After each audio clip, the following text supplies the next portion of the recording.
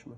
Às vezes até se afastar no momento da pessoa. Exatamente. Né? Naquela situação mais grave. Da pessoa, da situação, difícil. do local. Às vezes nós estamos em um local, uma experiência que eu passei recentemente, você está num local e aquele local te agride. Estar naquele local, fazendo o que quer que seja, trabalhando, convivendo, enfim, aquele local te agride, aquilo te faz mal, você estar ali te desequilibra. Se afasta. Se afasta e isso traz uma paz tremenda. Pode ser que num próximo momento que a gente retorne, a gente tenha mais condições, mais equilíbrio, tenha compreendido melhor tudo aquilo que nos desagrada e dessa maneira a gente consegue metabolizar diferente, metabolizar como lidar com aquela situação. A situação não muda, a nossa maneira de lidar com a situação é que muda. Até a prece pode ajudar muito nessa ocasião, porque às vezes nós temos um envolvimento ou não há possibilidade de sairmos, nos afastarmos de uma situação. Uma oração íntima, né? Pode ser apenas no silêncio, mas aquele pedido de socorro a Jesus, aos amigos espirituais, pode nos ajudar. Né? A prece é o amparo de sempre, né? A prece é indissociável da nossa vida. E ela sempre vai nos funcionar nessas situações, que a gente falou muito de um conjunto de fatos, de um longo período, mas no momento, ali na hora que está acontecendo a situação, que a gente não tem muito como fugir daquilo, realmente a prece talvez seja a nossa salvação, seja naquele momento o que evite de nós tomarmos uma atitude impensada, de nós cometermos um erro maior do que o que causou aquela situação toda. São muitas situações, né? São muitas coisas que podem nos acontecer, que são complexas, e que se depender exclusivamente das nossas reações instintivas, a gente pode complicar ainda mais uma situação. Agora, doutor André, todos os sofrimentos pelos quais nós passamos, eles têm uma raiz no nosso passado? Necessariamente não, pode ser até no nosso presente. Tudo vai depender do que a gente realmente, da nossa maneira de lidar. A gente vê no Evangelho segundo o Espiritismo que tem aqueles dois itens, né? Um sobre as causas passadas, das existências passadas dos nossos sofrimentos atuais e as causas atuais dos nossos sofrimentos. Então, a gente tem causas de um lado e de outro. Realmente, a gente vai ter que analisar para perceber. Grande parte dos problemas que a gente passa na atualidade são causados agora mesmo. Há como nós aliviarmos os nossos problemas? Há como nós aliviarmos um débito? Certamente, a gente até comentou sobre a questão do amor, né? O amor cobre a multidão de pecados, essa é uma maneira, a busca do perdão, a busca da reconciliação, são formas que a gente sempre consegue.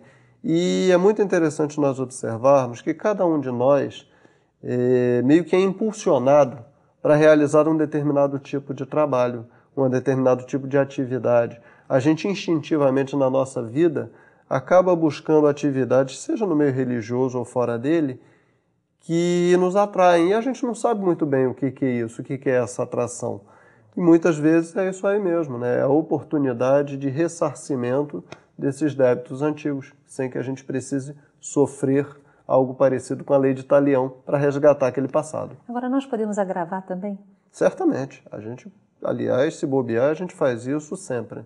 Toda hora a gente tem uma oportunidade de piorar a situação e se nós deixarmos o homem velho falar, é bem provável que a gente piore a situação ao invés de melhorar. E adiar um resgate? É possível? É uma situação que até é prevista, né? A gente vê que de vez em quando a gente ganha moratórias, né? Existe uma passagem do Livro dos Espíritos que eu acho muito interessante, que é quando Kardec pergunta se existe a possibilidade, eles estão falando sobre programação reencarnatória, e aí ele pergunta se é possível alterar a programação reencarnatória no curso da encarnação. E a espiritualidade diz que sim. Principalmente quando a gente já desviou totalmente o caminho, e aí é uma oportunidade de tentar não ter uma perda total naquela reencarnação.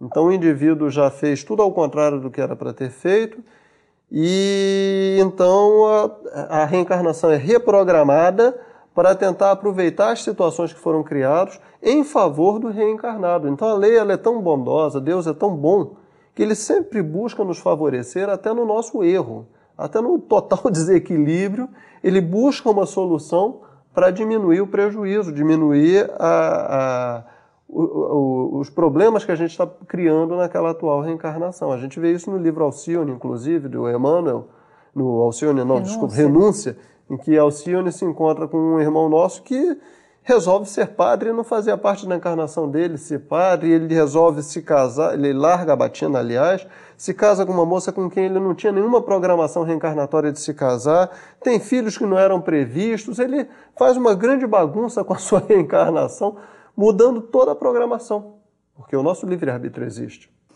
Doutor André, o que nós podemos dizer e como compreender essas catástrofes terríveis que estão assolando o nosso planeta? Bom, nós temos várias possibilidades e várias visões. A visão espírita nos mostra que existem os resgates coletivos, tem aquela famosa história do incêndio do circo na década de 60, que o irmão X narra através de Chico Xavier em uma de suas obras.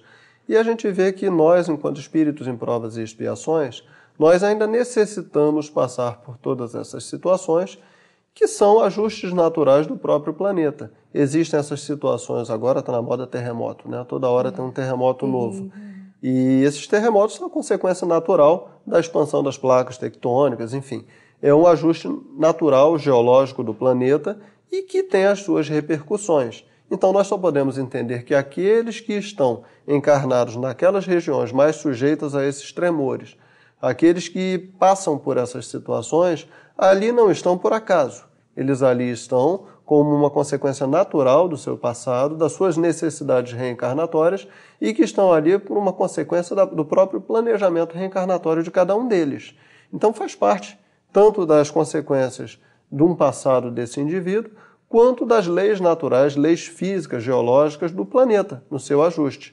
Agora, a gente vê muitas alterações climáticas por aí, a gente vê esse aumento dos furacões de maior intensidade, essas questões climáticas que interferem nesses fenômenos naturais, também muito como consequência da ação do homem, que mesmo sabendo disso tudo, já sabendo das consequências que os seus atos trarão, continuam dando mais importância às necessidades econômicas do país do que às necessidades ambientais do planeta. A gente sabe que também há necessidade de um ajuste desses dois interesses, porque a gente também não pode deixar uma população inteira morrer de fome por falta de trabalho, porque aquilo está agredindo. Porém, a gente tem que achar um mecanismo de equilibrar as duas coisas.